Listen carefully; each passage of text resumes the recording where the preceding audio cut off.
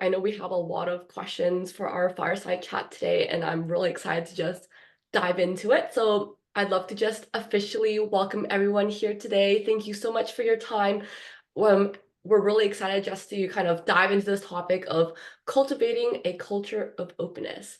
And before we get into this super exciting topic, I would just like to kick it off with some really quick intros. So to start, this session is brought to you by Think Human, which is a fantastic manager training and leadership development organization, and in partnership with Bucket List, we're the #1 employee rewards and recognition platform. And with us today, we also have our friend Ali from Doctors Without Borders, which is an organization that provides medical care where people need it most. And just a couple of really quick housekeeping items. I'm sure many of you have discovered the chat box already. I just wanted to note that if it's a comment you want everybody to be able to see, please make sure that the blue button is selected to everyone so that it's not just us panels seeing whatever it is that you're saying. And if you do have a question that you want us to answer during the Q&A portion, please feel free to drop that into the Q&A box so it doesn't get lost with all the other stuff going on in the chat box. We also will be running a few polls, and when we share the results, it will be anonymous and aggregated. And lastly, we will be giving out the professional development credits at the end of the session, and we'll also be recording the entire thing. So if you have to hop early, no worries. We'll be sending all of that out over email after the fact as well. And so now I'll stop sharing my screen so we can see everyone's faces are really, really big during this conversation. And now I'd just like to head on into the introductions and just pass around the panel. So I can start. Hello, everyone. I'm Rebecca, the Content and Community Manager here at Bucket List Rewards. I'm also an advisory board member at HR.com and just support them with their annual State of Rewards and Recognition research report. I've been in tech for the past 6 years and have worked in a range of really seemingly random industries, including mental health, HVAC, and SaaS. But it's been really fun. Every industry needs that community building. I've been finding that people just love to gather and share over, their shared interest and common grounds. And it's just been really exciting and rewarding seeing folks making such a difference in each other's lives. And outside of work, I really like hiking, reading, and just enjoying the food scene in Vancouver. Meredith, I think I'll pass it off to you next, and you can pick whoever you want to go after you. Great. I'm Meredith Haberfeld, founder and CEO of Think Human. We're a manager training and leadership development company, as you said, Rebecca. And what are things that are useful to know about me? I am a mom, and my 2 little kids and being outdoors are like the juice in my life, plus my work. I really am lucky to get to feel total flow getting to do the work that I do. So that's a little about me, and I pass it off to Ali. Well, hello, everybody. I think I always start with, I think my life guidepost. Life is one big road with lots of signs. Bob Marley says, and when you're riding through the ruts, don't complicate your mind. And that's kind of my life way of thinking. And it really connects with being passionate and intentional and specific about the lives of people.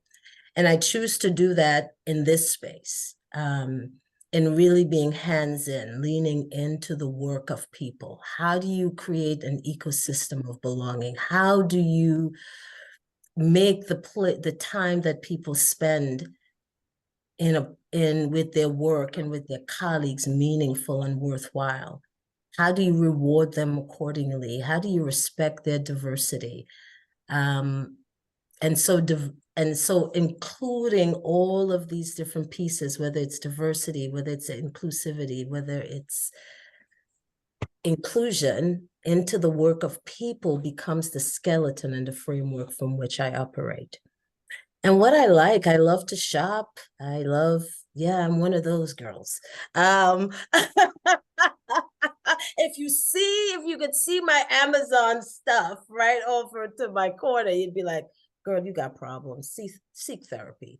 My grandbabies, I have 2 girls. They're awesome. My family, my husband of nearly 40 years. It's good stuff. Life is good. Work is hard, but everything else is good. I know. Thank you, Rebecca. They do, and they see me coming. They're like, Allie, click, click, click. That's it. I'll turn it over to you, Jason. Hey, thanks, Ali. I love it. My name is Jason Lindstrom. I am the CEO over at Bucket List Rewards. We are a rewards and recognition program. And on a personal side, I'm a dad. I've got 2 little girls, a 5-year-old and a 7-year-old. They are awesome. They're super fun. And then personally, nothing makes me happier than having adventures with friends, whether new or old.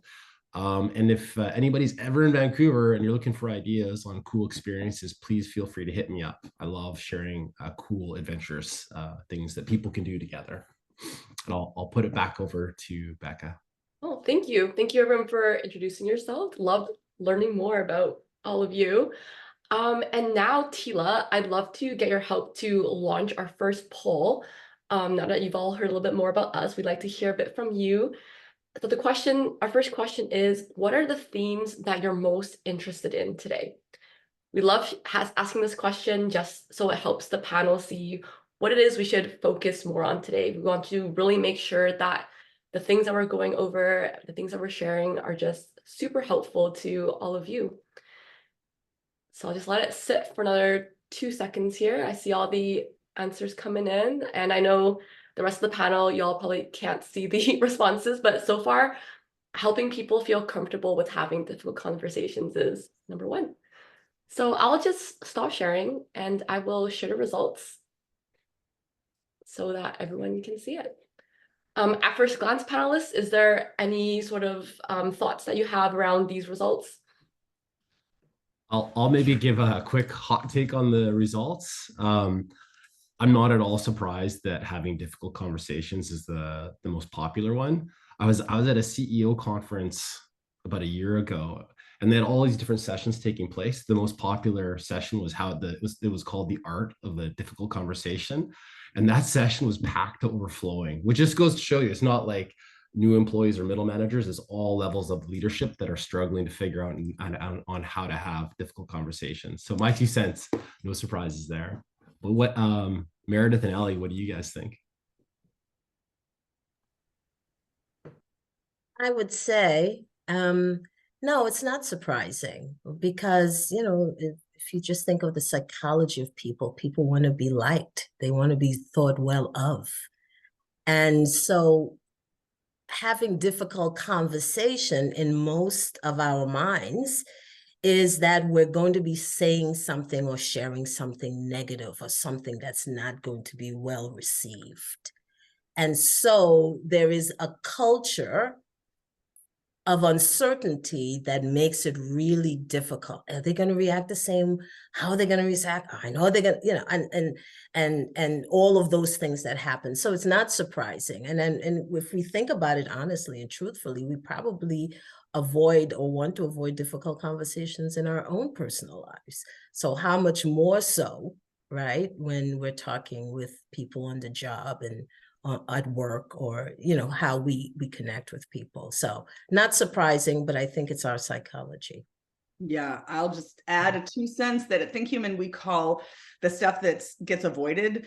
We say it gets swept under the carpet, and then you're walking around on lumpy carpets. And the thing with lumpy carpets is, like, yes, it's messy to sweep this stuff out. It does get messy, that's true. But lumpy carpets are awful. You're like, why am I tripping? Like, I keep tripping on this thing, and I don't know why I keep tripping, because I thought I was just walking on the carpet. And so when you lift up the carpet and sweep it out, all the dust comes, it's dirty, it's messy, and challenging, scary. And I don't think that we also say there's like the basic human skills you never get taught in school. Growing up, it's like, only say the nice thing and don't talk about the difficult thing at the Thanksgiving table. So we get reinforced with avoid the difficult conversations and then end up walking on these lumpy carpets. So work turns out to be the place where we have to learn learn the skill and then have the opportunity to practice the skill. And we all know, like, the juice that's on the other side of handling those lumpy carpets. It's like, it's profound, but it doesn't change that it's scary every time. I love that analogy of like the lumpy carpet, and it's kind of tying in with what Crystal, Tiffany, and Kate are all saying in the chat too, where it just seems like something that people avoid, and it just can be hard to do it, especially when the other person like doesn't seem like they want to be having those difficult conversations. So I think that's all a really good segue into the first question that we want to talk about today. So let's dive on in. So the first question is, how can organizations cultivate an environment that encourages open conversation, open communication? And in your experiences, panelists, what strategies or mindsets foster open and honest dialogue? And yes, I'll let it marinate for a second, and then I'll toss it over to Jason if you'd like to go first. Yeah, I'm okay, cool. Thanks, Becca. I think there's two things that really help build open communication. I think the first is to establish trust. And I think this ideally comes from the leadership down. A lot of people won't share their honest opinions until they feel like they're in a safe environment. You never want your team to be asking themselves, will I be punished for sharing this opinion? And I think as a leader, you need to make it really safe for people to make mistakes, to be wrong, and to be themselves. And I would add one detailed point on it. As a leader, it's always easy to say, so like, make it safe to make mistakes. But when people mess up, it has to be okay. Like, you can't just say that and then you kick their ass because they screwed something up. And if anybody's interested in this topic, because I know people often love resources when they attend sessions like this, there's a really great book called The 5 Dysfunctions of a Team. I have no affiliation to this book, so I just love it. It provides a really great framework on how to build trust and how to develop open communication. It even includes an assessment to see whether your team has high trust. And I just encourage you to check it out if you're interested. And then one other maybe mini point. One way to make people feel safe is to let them know that they're valued. In my experience, it's important to constantly look for ways to lift people up. I think you want to make deposits into people's emotional piggy banks. You want to fill their bucket. Yeah, I see you, Meredith, snapping there. It's really cute. My daughter came home from her grade 1 class and she's talking about how she got in trouble because she was emptying somebody's bucket at school, which is, the negative feedback. But it's cute. Like, sometimes you learn these skills that you can later leverage in life. And then, because I'm always interested in psychology, one final fun fact. For most people, it takes about 3 positive interactions to outweigh 1 negative interaction. And some studies say it takes between 5 positive to outweigh 1 negative interaction. And that's based upon a book called How the Brain Learns. But anyways, I would love to hear Meredith's and Allie's thoughts on this. Allie, you jump in first. Well, I think this is something that, as Meredith mentioned, where it's reinforced as humans in our normal interactions of life. And we're never taught that there's no leadership class. Like, when you get promoted, it's just not the first thing that workshop or learnings that you get. So for me, organizationally, there's a couple of things that I think an organization has to do. That the organization have to have kind of a leadership strategic plan, like as they begin to identify their leaders, that there are this kind of a university thinking in place. What are some of the core things that we would want our leaders to begin to develop as a muscle? One of them is, of course, coaching and training and the ability to develop, but a lot of it is in the ability to coach, train, and develop. You often have to have difficult conversations. So I think part of that is an organization. Again, remember I talked about intentionality, being intentional about how they define and grow their leadership. What are some of the key things that you need to have? But I believe that an organization have to begin to create this environment from the very life cycle of the person. So how do you interact with your organization, an organization, when you look at a job posting?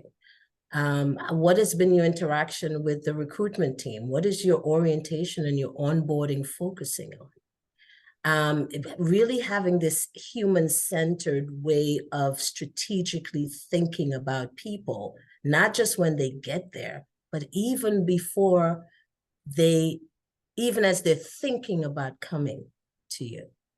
So I think organizationally, there's some things that planning of what leadership is, having clear, concrete, and concise ways of working and thinking about leadership. But as importantly, introducing people to your organization in a way that carries through from candidacy to hire to on and on. So their entire life cycle.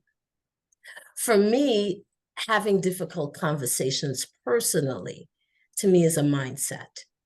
I enter into a difficult conversation as an opportunity to reset with someone, to reset about something, whether it's the interaction on behavior, whether it's the competency of the work, but it's not an opportunity to or bang, bang, bang, or ding, ding, ding. But it's an opportunity for us to reset, to realign about how or what we're addressing, right? So if you go through it that way, you don't necessarily see it as the boogeyman-ish kind of a person-ish thing. And then additionally, if you do it right, difficult conversation are not a surprise. So hopefully you've been talking to the person, whether it's formally or informally.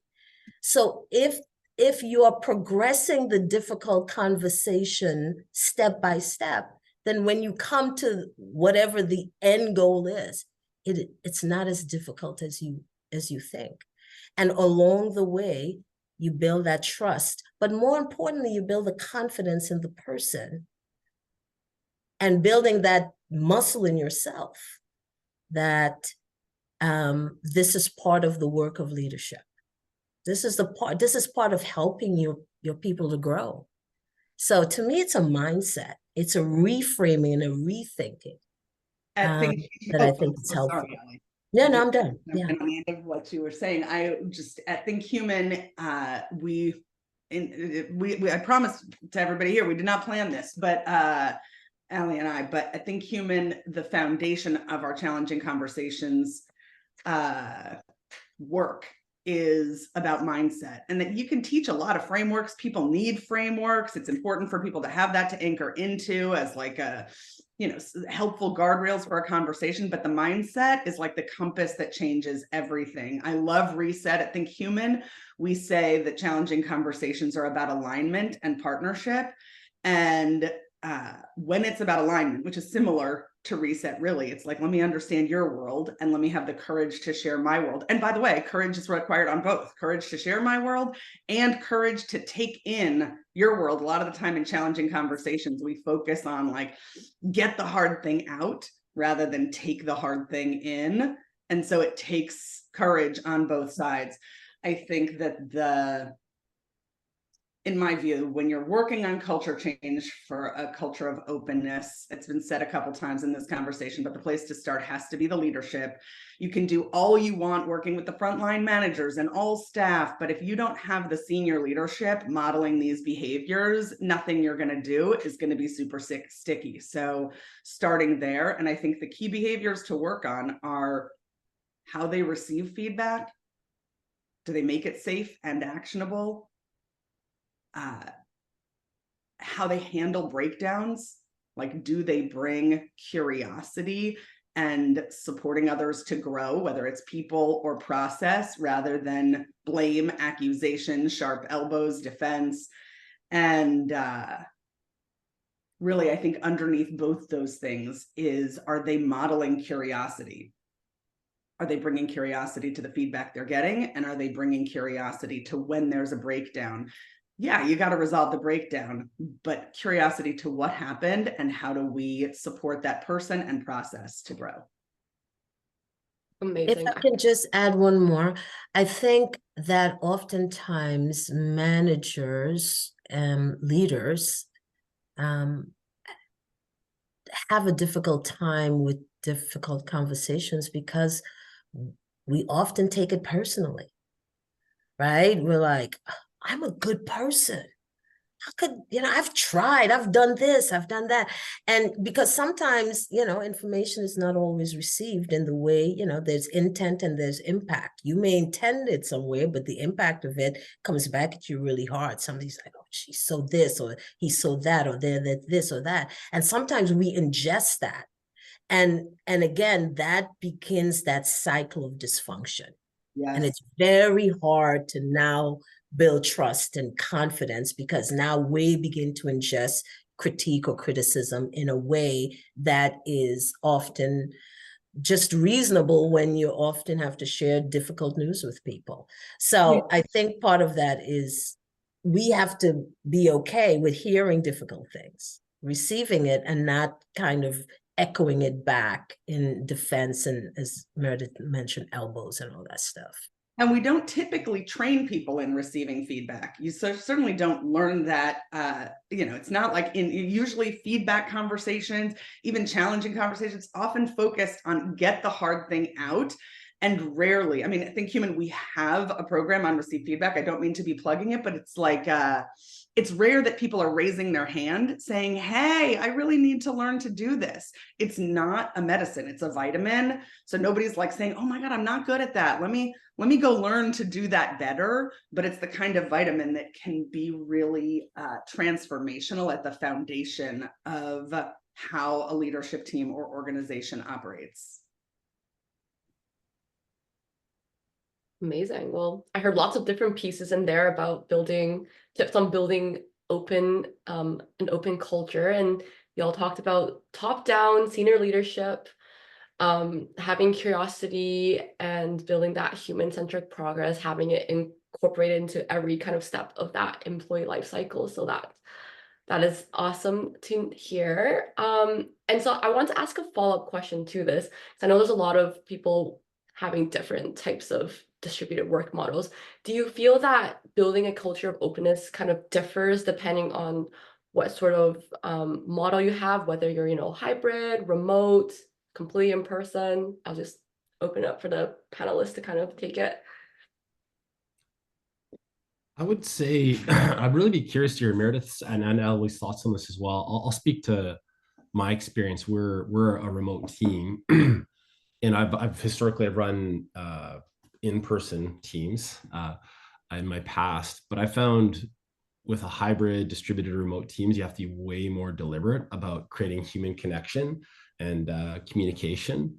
And so we have tons of scheduled and regularly rhythms and processes in place to bring people together to provide more and better communication. So I'll go like big to some of the small things, but we do a weekly all hands meeting called the huddle.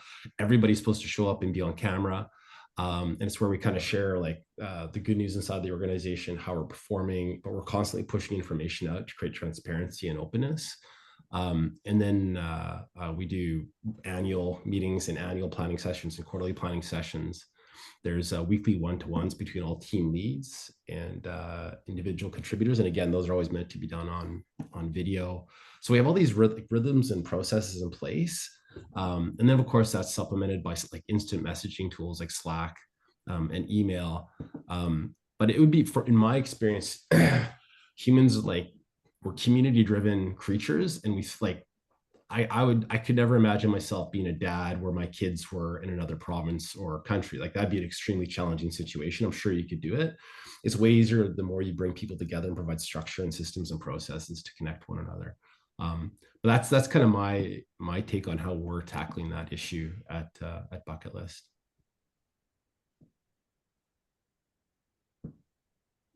I think those mechanisms you mentioned, Jason, are super critical. It's one thing to have an intention, but if you don't have mechanisms or processes that support that at scale, kind of all is lost. I think one thing that you mentioned that I just will highlight is having managers have attention on really having their people be known, not just the frequency that they're having one-on-ones, but that managers really know information about their direct reports, whether it's, how many kids they have, what their life is like, how their workflow is going, what's going on in their world, and not in an intrusive way, but in a way that creates human connection. If everything is, you can get on a one-on-one every week and have it be a totally transactional experience. So having there be human touch point, and to me, managers are the gift that keep giving, like they are touching everyone. So having managers have their attention on, do I know each of my people with some depth and resonance? That's such an awesome point, Meredith. And maybe some tactical things I can share that we do that relate specifically to getting to know your people better. In those weekly one-to-ones, we have this list of like 8 questions. And some of the questions include, and they're optional, you don't have to ask these every week, but the manager can ask their team member, what's the best thing that happened to you inside or outside of work this past week? How are you doing out of 10? What's like one great contribution from one of your team members? Just try to really round out the conversation so that there's some it allows people to talk about what's happening at work, but also what the important stuff that happens outside of work as well. Yeah. Yes, my 2 cents. We start, just in terms of other tactics, this is certainly not for everybody, but we start every weekly planning meeting with a quick round of some personal connection question. And, the whole thing takes maybe at the high end, if there's a lot of chatting, 5 minutes. So it's not like it's eating up so much time, but week after week, it just keeps peeling back layers of like, wow, I really didn't know that about that person. And then it's just not a one-to-one exchange, but a one-to-many, which creates some depth and connection across an entire team. And I love what Cindy here is saying in the comments about leveling the playing field for employees and providing learning opportunities. Ali, that's like what you were bringing up earlier, and I'd love to hear more of your thoughts on that as well.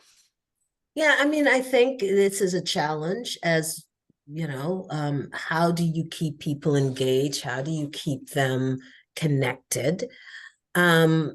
Not just from a team perspective, but organizationally, right? I mean, I've been all 3 of those type of employees. I've been an employee who had to go into work every day. I've been an employee who worked many years remotely, and I'm currently in a hybrid environment. And I think whatever the mechanism, whatever the structure that you use, the key is intentionality. It is, even being on camera, someone can be present but absent, right? So for me, it is, again, that big tent organizational value always being top of mind, of having an environment where people are heard, seen, valued, respected. And how does that translate for the people who are not every day in the office is the work of leadership. It's not easy because, sometimes, it's easier to, have your camera off than, and then if you insist to someone and says, let's all have our cameras on, and it's like, oh, I'm not feeling well today, I'm not camera ready, and all of the other things. So for me, it's intentionality, but it's always keeping that big organizational mandate in mind, and then trickling that down into behavior. What does seen mean? What does heard mean? What does value mean? And how do you now template that to people that you don't see every day? How do you recognize their work? When you talk about rewarding them fairly, well, how does that happen if you're not seeing them every day? It's that intentionality of leadership that I think overcomes or allows you to be much more creative in ways that you wouldn't ordinarily have to. But it is a constant reevaluation when you work either 100% remotely or hybrid, or even in person. I've been in an organization where I went to work every day and sat next to somebody and never spoke to them. So, I mean, the whole thing can be connected in some way. That's it. I love your point about intentionality, especially, in remote environments where you don't see people all the time, so you can't really read their body language if they're like shooting you a quick like Slack message. And so just being really intentional about the way you're communicating and being open is just so important. So thanks for sharing that, Ali. The next question, I actually want to dig a little bit deeper into the really tactical ways in which leaders can help people feel more comfortable about having those difficult conversations. I know prior to this, we talked about having the correct mindset, getting leaders to like, set the examples. And so I would love to hear from you panelists. What are some tactical things that have really worked well, or how you've seen work well having those difficult conversations in the past? I'll jump in with a couple of things. I think that when somebody has a difficult conversation with a leader, the leader can have their eye on two pillars. Am I making it safe for this person? And am I making it actionable?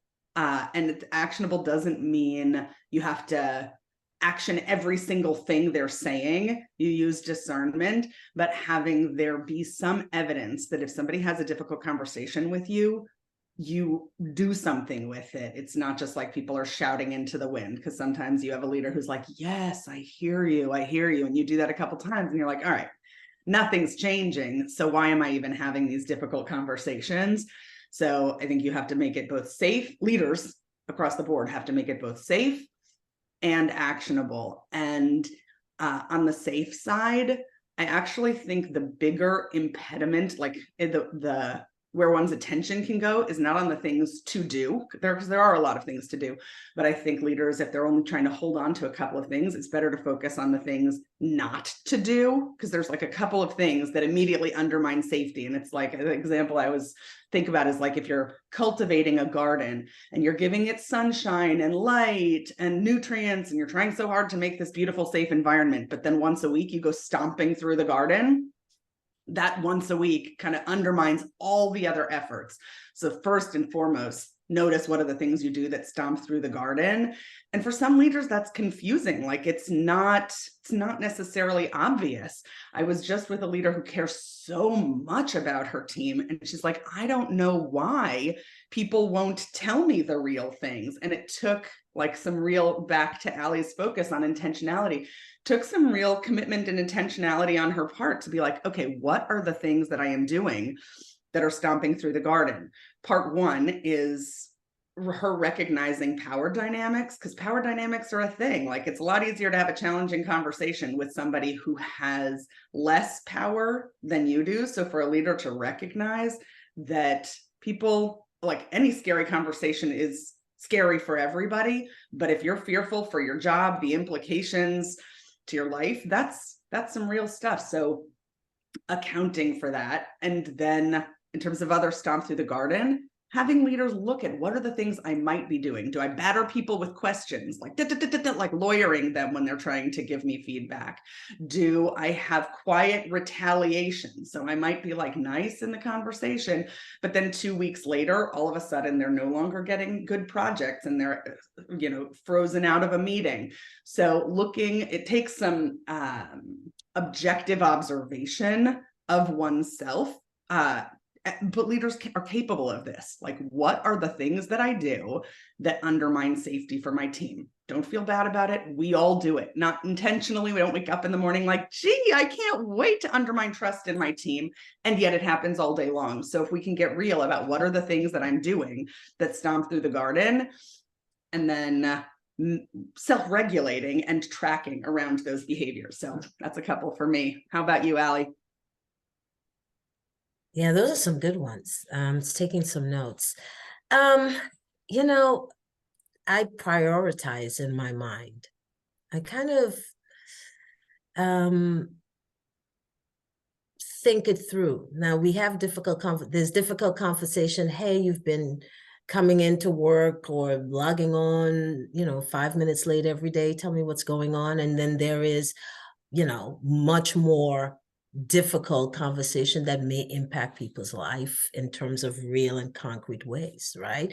So every difficult conversation is not a sky is falling, right? So I think sometimes we kind of clump it all together. So one of the things to me that I think that I do, which again is that it's ability to reset. That's the first premise. But it's really about going through, what do I know about this person? Is this something that we've talked about before? Is this something kind of new? So sometimes I don't even go into the difficult conversation about the thing that's difficult. I often start with, tell me what's going on. It's been a minute since we talked. What's happening? And then, because sometimes if you know, or if you know of the person, this, whatever it is, may be kind of outside of what they would normally do. So I think, and also it's, honestly, it's trial and error. People are imperfect.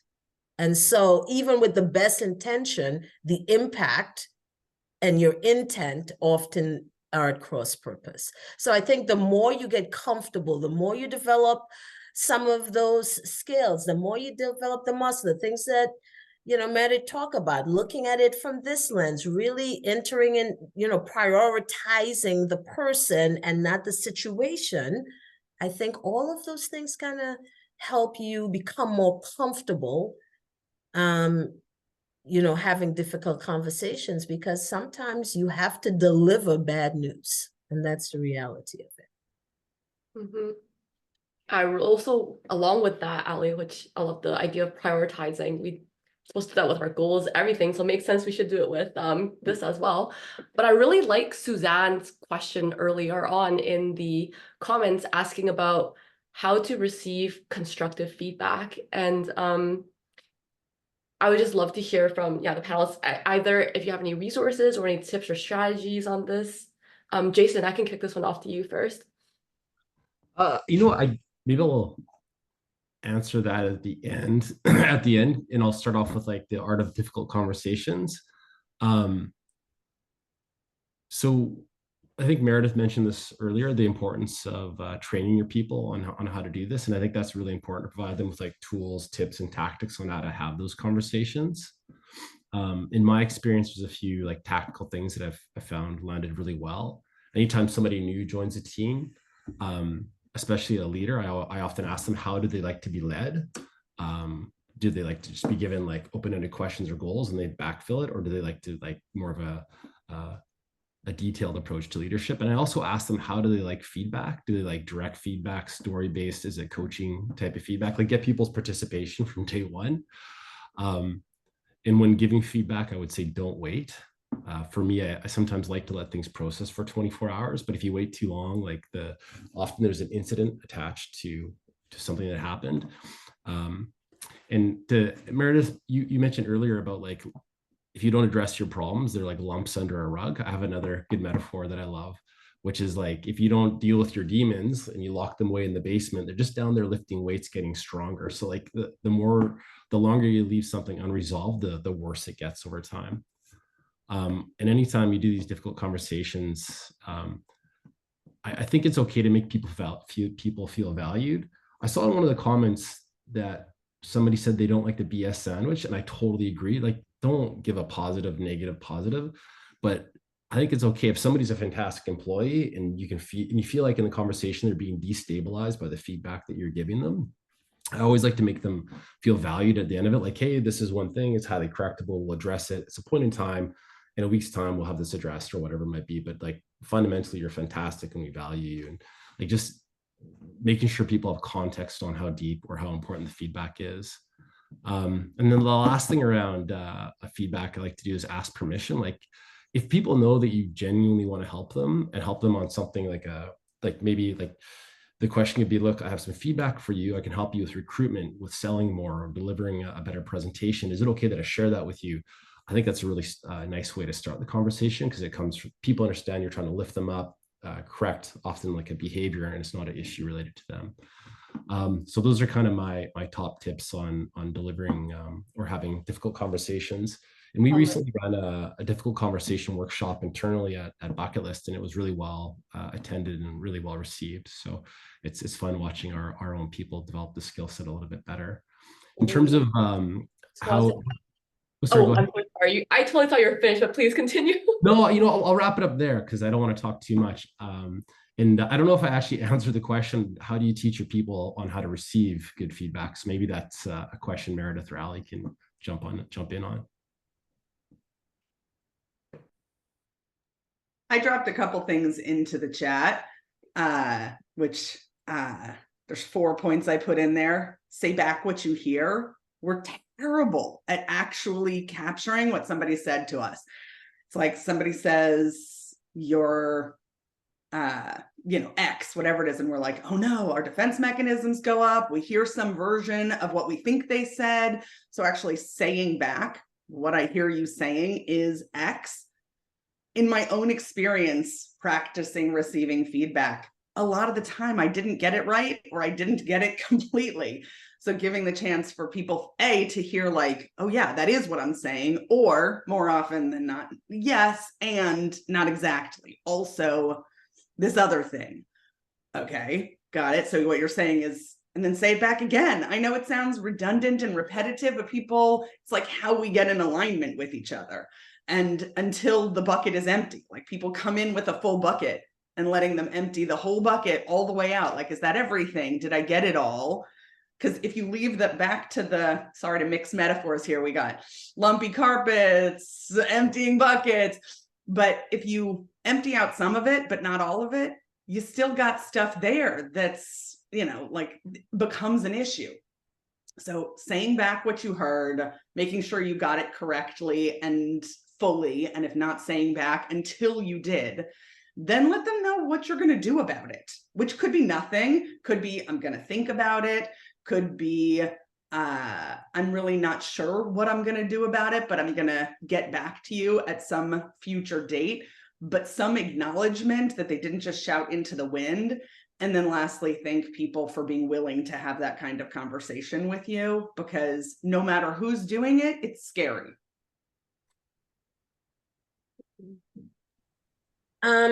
Receiving, the receipt of it. I think everything is recognizing that sometimes you're not going to get it right all the time. And I do like that feedback kind of conversations where, you say to people, so let me make sure that I'm hearing it, not just saying it. Let me make sure I'm hearing what it is you're saying correctly. So the person knows that you're just not hearing them because you have ears and it works, but that you're listening, because they're often stuff underneath. And so I think you have to practice what you preach, right? You've got to be able to receive difficult conversations or difficult feedback yourself without, elbows and getting really, defensive. But I think people, you develop this sense of cadence of trust, right? And again, not every difficult conversation leads to something, life of venting. Sometimes we got to prioritize it. Sometimes you're just going to pull somebody's coattail that they've missed 2 meetings. It's not the same thing as they've missed a project date, right? And sometimes we kind of make that leap that every conversation have to be deep and intense. So sometimes it's like, all right. And then you hear that maybe they were late for a reason. So that's why I think the feedback is important to say, okay, so am I getting it right? Tell me what I've missed, and engage in it in a conversation, not in a dialogue. So that's the bigger tip. That difficult conversations, not dialogue. You telling people what's wrong, but not hearing anything else. Make it a true conversation, and prioritize the importance of it in the work life, in the way you work. Is this how you're delivering? Is this part of your organizational value around people?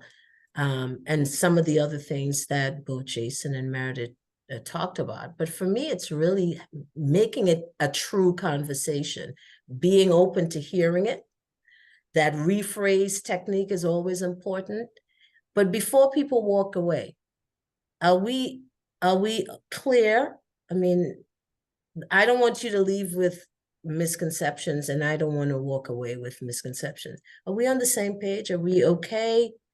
I'm checking in. And then check in. Like, 2 days later, a day later, whatever you say, hey, Antonio's going to check in. So follow up, follow through, intentionality. I think all of that is good leadership development and technique and skills building. Amazing. That's a great way, Ali, to wrap up this section of that. So thank you. I'm just taking a look at the time and I want to leave some room at the end for Q&A. And so I think this is a great time just to go around the circle of panelists one last time and share what's one key takeaway that you want people to kind of walk away with from today. Because I know a lot of really great things were said. So if you could just pick one thing around building a culture of openness, what would it be? And Meredith, I'll kick it to you to start. Working with the senior leadership team. And if it's really not, if there's like real issues in the senior leadership team, start with the CEO. You can't get further in the organization if the senior leadership team isn't modeling it. And if the senior leadership team really has a lot of issues, you're not going to get those resolved without the CEO creating different kinds of conditions. So working with them on that. Amazing. Jason? Yeah, I'd 100% agree with what Meredith said. I sit in the CEO seat, and I don't know if there's any CEOs out there in the audience or any senior people, any people leaders. But I think sometimes a team can be performing well, but then there's exceptionally performing teams. And I think at Bucket List, we have a really great culture. But to Meredith's point, like we're doubling down on building trust and communication in the senior leadership team. And there's some really cool and fun exercises you can do to lay the groundwork on that. For example, in a few weeks' time, with the SLT, we're gonna do something called Lifelines, which is each person's gonna come to the meeting and they're gonna reflect back upon their life, and they're gonna talk about 3 to 5 moments in their life that are absolute highlights or like down moments. And I know I've done this exercise before with other people, and it's an amazing way to connect people and start to build that foundation of trust. And I'm not saying you have to do that exact exercise in your organization. There's lots of great ways to do this. Like if you just Google trust building exercises, you'll find lots of great stuff on it. But I would say, yeah, like I'd say shoot for the stars, build an amazing foundation of trust, and do it with tactical tools, or hire a fantastic partner, like maybe like Meredith's company, to lean in and help you guys out. But you can do this internally or externally, but go for it. Like try to build a high performing team. The vision I'm setting for our SLT in the company in general is I want people to be able to look around to like their left and right and feel like with the people in the room, we're going to be able to take on the world. And so with that as a foundation, that's the type of team I want to bring together. So Ali, what are your thoughts on this? What's your favorite? Yeah, I mean, I think I live by the philosophy that I teach my leaders. I have 7 directors and a team of 37, but we in people and culture support an organization of hundreds, right? So for me, it's about that journey to understanding. It's the 4 tenets. I teach it to my leaders. I talk about it all the time. Whenever you're creating an ecosystem of belonging and openness, you really have to have something very kind of linear in homes of your thinking. But there's that journey to understanding. There is that shared accountability and responsibility to the greater good.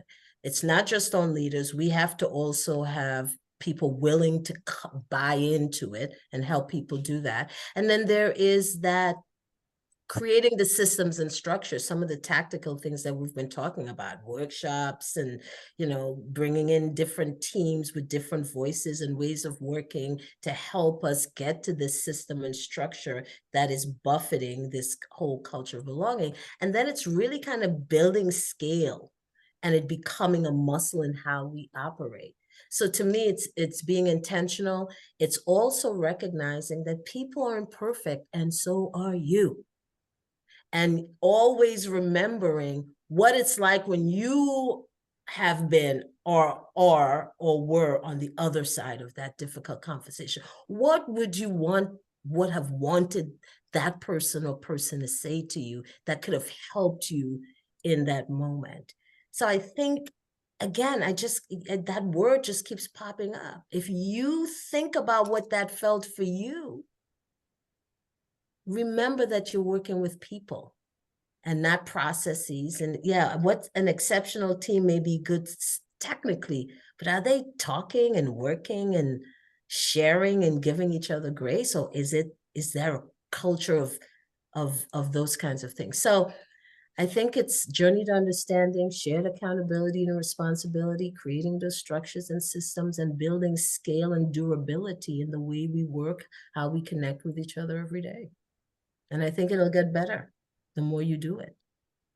Amazing.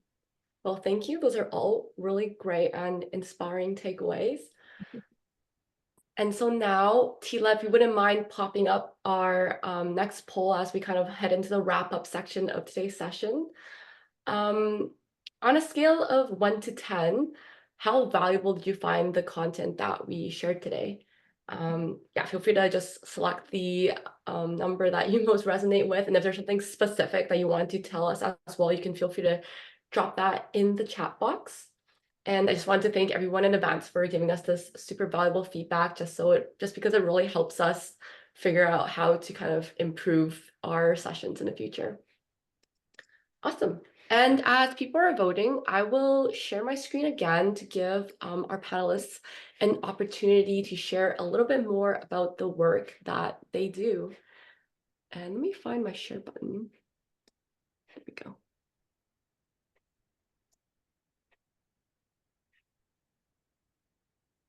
Perfect. Meredith, would you like to go first?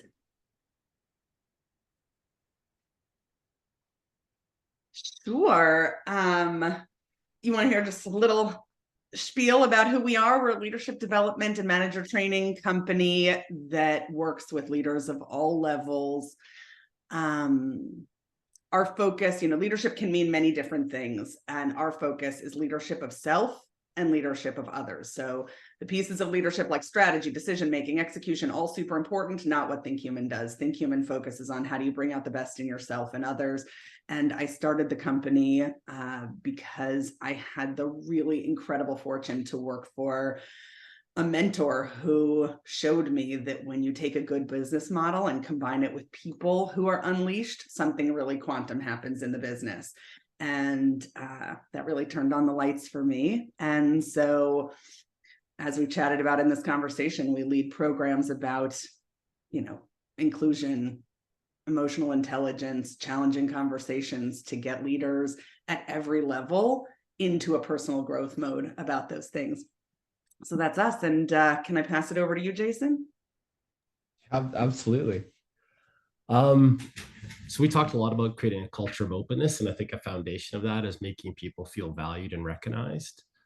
The other bonus of recognition is when you take good care of your people and team, you can lower voluntary turnover more than 40%. And as you recognize people, they're going to feel more connected to your mission, vision, and values, and we can drive up engagement more than 25%. So if you're interested in learning more, we have a super cool platform. It makes it easy for staff to recognize one another. It makes it easy to reward people if you're interested in that. And we work with some fantastic organizations, everything from RBC Bank to Chick-fil-A to the NFL. But if you want to learn more, please feel free to request a demo. Awesome. Thanks, Jason. Yeah, I'll let Tila throw up that poll for us. And now I will share the professional development here up on the screen. And as we head into Q&A, I'll also just pop it into the chat. So I'll kick things off with our first Q&A question. Panelists, y'all ready? Rebecca, can I just put a plug in for Doctors Without Borders? As you may not know, that we are an organization that goes in places and spaces where others cannot and will not go, in crises that are often devastating to the human condition, whether they're man-made, oftentimes man-made, or natural. And so when you think about giving, think about Doctors Without Borders, doctorswithoutborders.org. We continue to be faithful and mission-driven to the work of saving lives and being of value to the world in the work that we do. Give. Ali, Thank you. my wife works in healthcare, and one of our charities of choice is Doctors Without Borders. And like, holy smokes, if you guys want to, if you check out their website and you want to read compelling, heart-rending messages about an organization making the world a better place, Doctors Without Borders is an amazing organization. Super cool. Thank you all for sharing. I think we do have time for a couple of Q&A questions. And so the first one, what form of planning would lead to betterment of a program within the L&D, and how could someone best handle shortcomings as a form of growth? Does this question resonate with any of the panelists who'd like to take it first?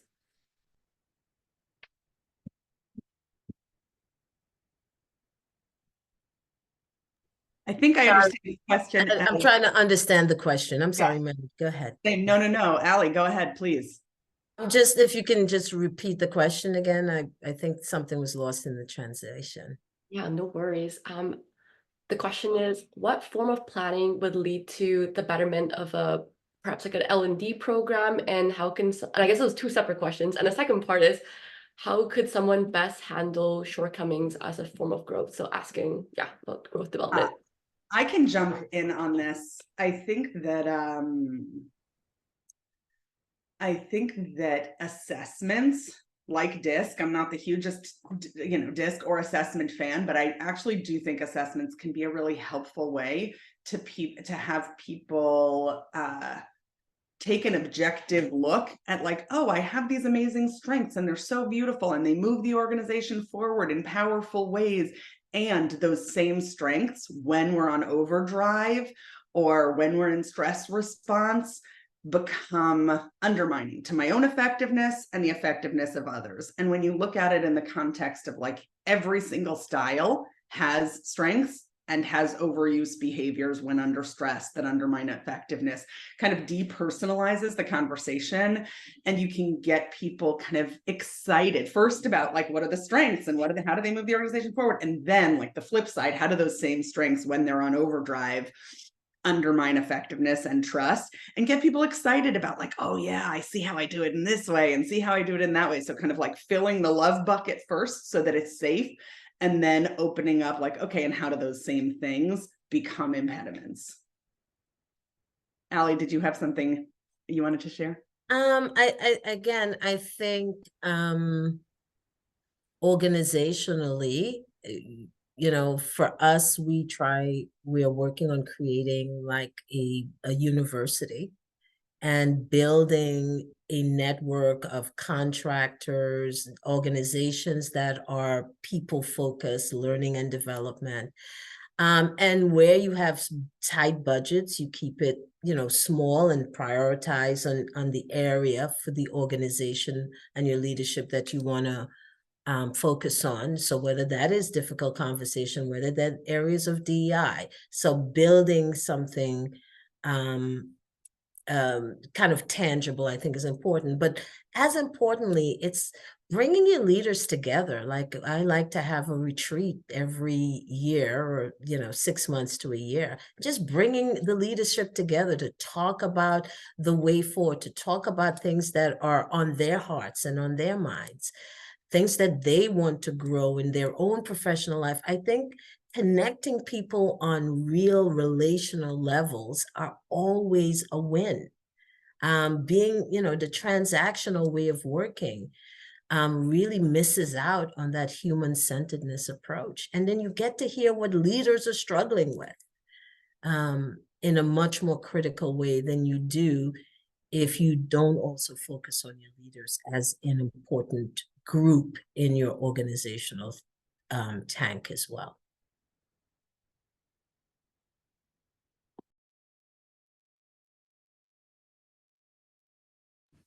I think you're muted there, Becca. Of course, this always happens. Thanks, Jason. I just know we're at the hour now. Before we wrap it up officially, was there anything that either of you panelists wanted to add? just that it was an absolute delight to be here with Meredith and Ellie today, and it was cool. It was fun to share some of my thoughts, but I also learned a bunch from both of you. I was even taking a few notes on the side. And then to the attendees, there's some amazing comments and ideas in the chat window. So thanks for sharing as well. Yeah, for me, it's always a gift that folks want to hear what I think, because I want to hear what others think. How can I grow? How can I get better at this people stuff if I don't hear what other people think? But it's also nice to share what I think and how I work and what I think is important. So thank you for inviting me. Thank you for such a great group of people online. Some of as Jason said, some of the comments were so inspiring and learning, and people were engaged. I love to use, let's lean in and learn together with folks who are leaning in. Yeah, I love the vibes too, Shelby. I'm giving you the click. Yeah. Me too. So. Love the vibe. I'm so grateful for this community of such brilliant people and change makers. Awesome. Well, +1 to everything that y'all said. And a big, huge shout out to you attendees today as well. Thank you so much for your time, for all your insightful comments. We really appreciate your engagement with us. And with that, I think we can call it a wrap.